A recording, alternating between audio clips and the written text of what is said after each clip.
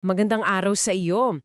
Ang pag-uusapan natin ngayon ay isang paksa na medyo, alam mo yun, nakakakaba para sa marami sa atin, lalo na sa mga nasa larangan ng ministeryo o pagtutulong sa kapwa. Ito yung ideya ng pagsukat sa isang bagay na marang hindi naman nasusukat, yung tunay na pagbabago sa buhay ng isang tao. Oo, totoo yan. Kasi 'di ba kapag narinig natin yung mga salitang metrics, data, evaluation, Ang lamig pakinggan. oo, ang dating agad, teka, hindi naman negosyo to. Paano mo lalagyan ng numero ang pagkilos ng banal na espiritu? At meron tayong mga sinuring sulatin na direktang hinaharap yang alinlangan na yan. Totoo yan. May malaking takot na baka maging reductionistic tayo, no? Na yung sagradong misteryo ng transformasyon ay gagawin lang lating simpleng report. Eksakto. Pero ang argumento sa mga materyales na ito, may mas malaki tayong panganib na dapat katakutan. At tinatawag itong spiritual amnesia. Spiritual amnesia, yung unti-unting pagkalimot. Yun nga, yung pagkalimot sa mga nagawa ng Diyos. Kapag hindi natin sinasadyang pansinin, subaybayan at ipagdiwang yung mga kwento ng pagbabago, gaano man kaliit, Nagiging routine na lang. nagiging routine na lang ang lahat. Ang dating makabuluhang gawain, nagiging abala na lang. Sabi nga sa isang source, ang hindi nasusukat ay bihirang mapabuti, at ang hindi ipinagdiriwang ay tuluyang nakakalimutan. Grabe, napakalakas niyan. Kasi madalas ang tanong lang natin ay, anong susunod? Hindi, ano na ba ang ginawa ng Diyos? Kaya sa ating pag-uusap ngayon, susubukan nating baliktarin yung pananaw na yan. Titingnan natin kung bakit ang pagsukat at pagdiriwang ay hindi isang corporate exercise, kundi isang malalim na espiritual na disiplina, isang paraan ng tapat na pangangasiwa at, sa huli, pagsamba. Sige, simulan natin dyan. Dyan sa mismong takot natin sa salitang pagsukat. Dahil totoo naman, di ba? Parang kinokontra nito yung ideya ng pananampalataya. Pero ayon sa mga source, hindi pala ito bagong imbensyon. May malalim na ugat pala ito sa kasulatan. Malalim talaga. At mahalagang maunawaan na ang pagsukat sa pananaw ng Biblia ay hindi tungkol sa pag-audit. Hindi ito para maghanap kung sino ang may kasalanan. Okay. Ito ay tungkol sa pag-alala para magpatibay. Ang unang punto na binibigay ay ito. Ang Diyos mismo ang nag-uutos ng pag-alala. Hindi lang hinihikayat, kundi inuutos mismo? Oo, inuutos. At hindi ito isang sentimental na exercise lang, no? Isa itong theological na disiplina. Halimbawa, yung kwento sa aklat ni Joshua, matapos tumawid ng Israel sa Ilog Jordan, pinakuha sila ng Diyos ng 12 bato. Oo, yung itinayo nila bidyang isang memorial, isang paalala. Tama.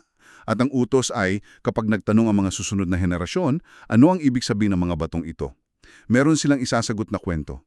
Kumbaga, isa itong physical na data point ng katapatan ng Diyos. Hindi lang abstract na alaala. Hindi nakikita, nahahawakan, at naguudyok ng pagkukwento. Parang yung Passover at ang banal na hapunan. Parehong may utos na, do this in remembrance of me. So ang pag-alala pala ay isang aktibong gawain, hindi lang basta pag-iisip. Exactly. At hindi lang yan pag-alala sa nakaraan. Pangalawa, itinuro mismo ni Jesus na ang kaharian ng Diyos ay may nakikitang bunga. Makikilala ninyo sila sa kanilang mga bunga, sabi niya sa Matthew. Oo, hindi ito invisible. Hindi, may epekto ito sa mundo. Tulad ni Zacchaeus, ang pagbabago niya ay hindi lang isang internal na pakiramdam, may kasamang aksyon. At napaka-measurable ng action na yun. Isinauli niya yung pera. At hindi lang basta isinauli, 4 na beses pa. Nagkaroon ng hustisyang pang-ekonomiya. Napanumbalik yung mga nasirang relasyon. Yun ang bunga. Hindi mo kailangang hulaan kung nagbago ba si Zacchaeus o hindi. Kitang-kita. Tapos, binabanggit din sa aklat ng Acts, di ba? Na hindi sila nag-atubili na bilangin yung mga taong nadadagdag sa kanila. Oo, sinasabi na idinadagdag ng Panginoon sa kanila, araw-araw. Hindi para magyabang, kundi para magpatotoo sa ginagawa ng Diyos. So ang punto ng lahat ng ito ay, kung titingnan natin sa pananaw ng Biblia, Ang pagsukat ay hindi tungkol sa kontrol. Ito ay tungkol sa pangangasiwa, stewardship. Ang tanong ay, hindi gaano na tayo ka-successful, kundi ano ang ipinapabunga ng Diyos sa atin at nagiging tapat ba tayo rito? Binabago nito ang buong motivasyon. Okay, malinaw. So may besehan pala sa Biblia ang pagsukat bilang isang paraan ng pag-alaga at pangangasiwa. Kung ganon, ang susunod na malaking tanong, ano ba yung tamang sinusukat natin? Kasi dito siguro tayo madalas naliligaw, no? Dito talaga nagkakaroon ng malaking gulo. Dahil madalas, kahit mabuti ang intensyon, ang ginagamit nating panukat ay yung panukat ng mundo, hindi yung panukat ng kaharian ng Diyos. At ano yung malaking pagkakaiba ng dalawa? Kasi ipinapakita sa mga source na ang sukatan ng mundo laging nakatuon sa tatlong bagay: scale, speed, at prominence. Gaano kalaki, gaano kabilis, gaano kakilala. Kaya sa ministeryo, ang daling mahulog sa bitak ng pagbibilang ng attendance, dami ng programa, o followers sa social media. Kasi yun yung madaling makita. Oo, yun yung madaling ipagmalaki. Samantalang, ang sukatan ng kaharian ay madalas kabaliktaran. Ang mga source ay nagbigay ng 4 na magagandang paghahambing. Una, ang kaharian ay mas pinapahalagahan ang faithfulness over flamboyance, katapatan kaysa kaningningan. Ibig sabihin, mas mahalaga yung tahimik at matagal na pag-aalaga sa iilang tao kesa sa isang malaking event na nakakakuha ng maraming atensyon. Oo, yun. Isipin mo si John Wesley, bago pa man sumabog yung Methodism. Nagsimula siya sa maliliit na grupo, mga class meeting, kung saan may accountability. Hindi ito flamboyant, pero ito ay tapat. At dahil sa katapatan sa maliit na bagay, doon nagmula ang isang pandaigdigang paggalaw.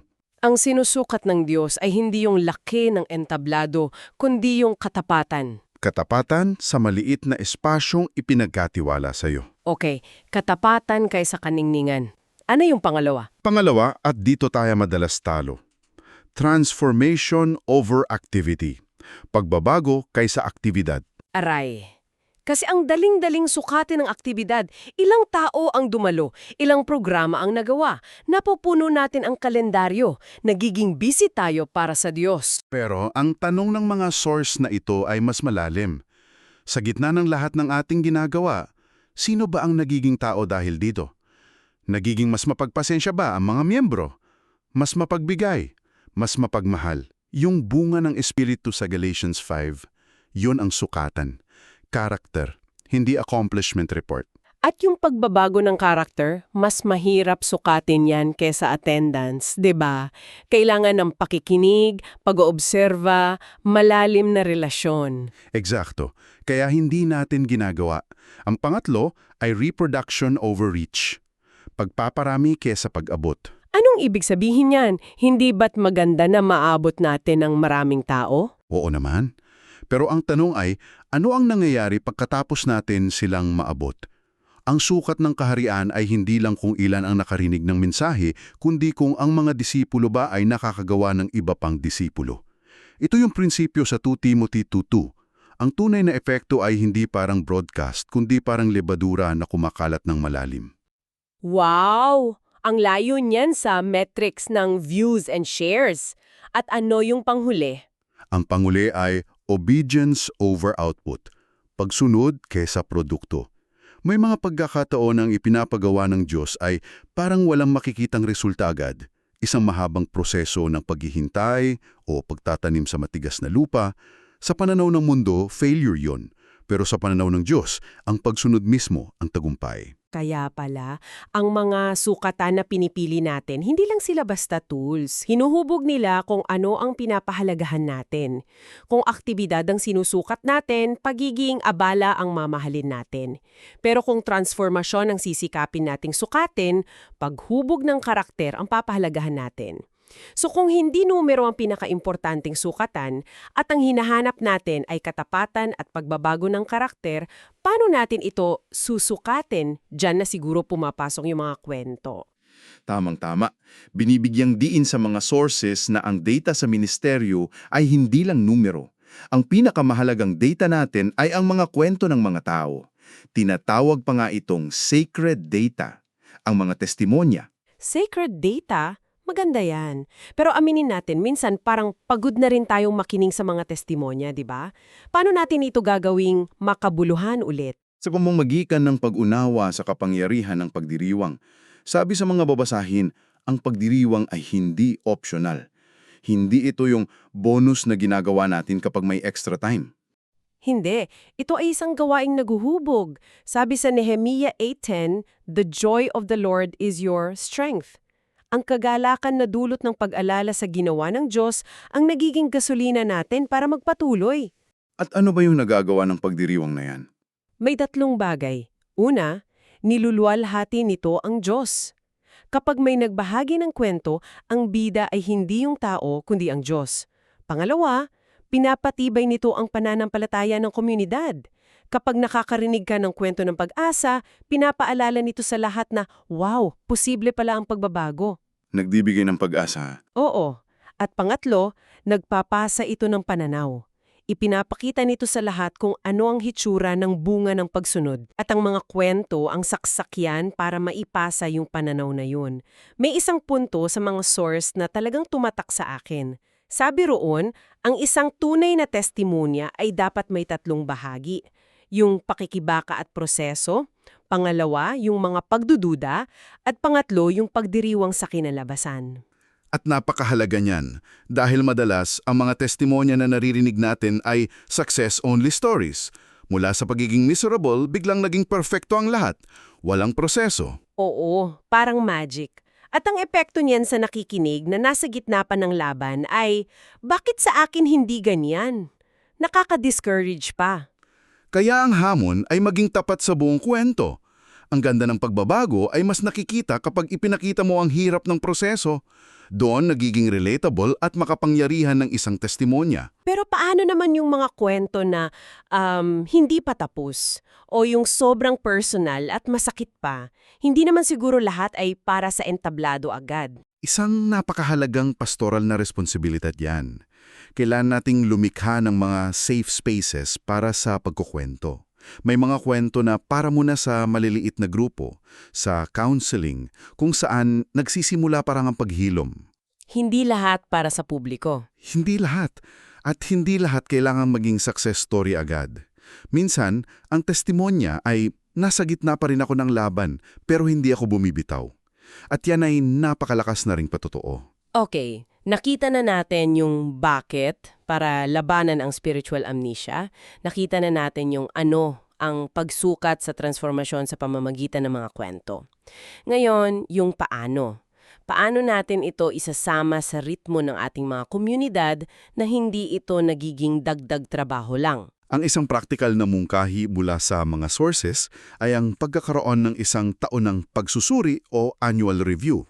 Pero bago pa tayo kabahan sa terminong yan, nililinaw nila na hindi ito parang performance review sa opisina. Hindi siya paghuhusga. Hindi. Ito ay isang proseso ng pagkilates. Discernment. Isang sama-samang pagtatanong ng saan natin nakita ang Diyos na kumilos ngayong taon. Okay, paano yon? May 4 na hakbang. Ang una, laging magsimula sa thanksgiving o pasasalamat. Bago tingnan yung mga pagkukulang, ang unang tanong, saan malinaw na kumilos ang Diyos? Ilista, ipagdiwang. Magandang simula yan. Pagkatapos ng pasasalamat, paano ang susunod? Sumunod yung mahirap na bahagi, truth-telling, pagsasabi ng katotohanan. Dito, kailangan ng tapang para aminin ang mga limitasyon, mga pagkukulang, mga hindi naabot na layunin. Nang walang pagtuturuan? Oo, nang walang takot, parang isang collective confession. Pagkatapos nito, ang pangatlong hakbang ay learning o pagkatuto. Hindi sapat na aminin ang mali. Ang tanong ay, bakit ito nangyari? Naghanap tayo ng mga pattern. At kapag may natutunan na? Yung pang-4 na hakbang ay ang refinement o pagpapabuti. Dito na pumapasok ang pag-a-adjust. Anong ititigil natin? Anong sisimulan natin? Ang layunin ay hindi lang mapanatili ang tradisyon, kundi maging mas tapat sa misyon. Grabe, ang ganda ng proseso at may isa pang huling ideya na iniiwan sa atin ng mga source na para sa akin ay ang pinakamahalaga. Ang pagsusuri ay hindi lang tungkol sa nakaraan o kasalukuyan. Tungkol din ito sa pag-iisip para sa kinabukasan, para sa susunod na henerasyon. Oo, yung ideya ng succession. Sinasabi rito na hindi sapat na matagumpay tayo ngayon. Ang tunay na sukat ng pangmatagalang epekto ay kung naihahanda ba natin ang mga susunod na magpapatuloy. Yan yung konsepto ng legacy. Pero madalas, ang naiisip nating legacy ay yung mga gusali o programa. Pero ang legacy dito ay hindi tungkol sa kontrol, kundi sa pagtitiwala at pagpapakawala. Stewardship and release. Ang halimbawa ay si Moises na inihanda si Joshua. Ibinuhos niya ang lahat ng kaalaman at karunungan niya kay Joshua para kapag wala na siya, handa na ang susunod. Ang tanong para sa atin ay, inihanda ba natin ang mga susunod na leader na may kalinawan at katapangan na magpatuloy? Kahit na iba na ang paraan nila sa atin, yan ang sukatan ng tunay na legacy. Kung iisipin natin, lahat ng tinalakay natin ay magkakakonekta. Ang pag-alala sa ginawa ng Diyos sa nakaraan. Nagbibigay ng karunungan para suriin ang kasalukuyan. At nagbibigay ng pag-asa para ihanda ang kinabukasan. Eksakto. Isang tuloy-tuloy na cycle ng pag-aala, pagsisisi, pagkatuto at paghahanda. So, maliwanag na ngayon sa akin, ang pagpansin, pagsukat at pagdiriwang ng transformasyon ay hindi talaga isang corporate exercise. Ito ay isang malalim na gawaing espiritual, isang paraan ng pagsamba, isang disiplina ng pangangasiwa at isang sagradong tungkulin. Ito yung panlaban natin para hindi tayo makalimot at maging lutin na lang ang lahat. At dito tayo iniiwan ng mga source na may isang mahalagang tanong. Isang tanong para sa pagninilay mo. Isipin mo, 5 taon mula ngayon, may ibang taong sasalo sa gawain mo. Ano ang madadatnan nila? Isang maayos na filing cabinet na puno ng mga report at listahan ng attendance? O makakahanap sila ng isang koleksyon ng mga naisulat, naikwento at naipagdiriwang na mga testimonya, mga sacred data na malinaw na magpapakita sa kanila kung paano kumikilos ang Diyos sa pamamagitan ng ordinaryong katapatan?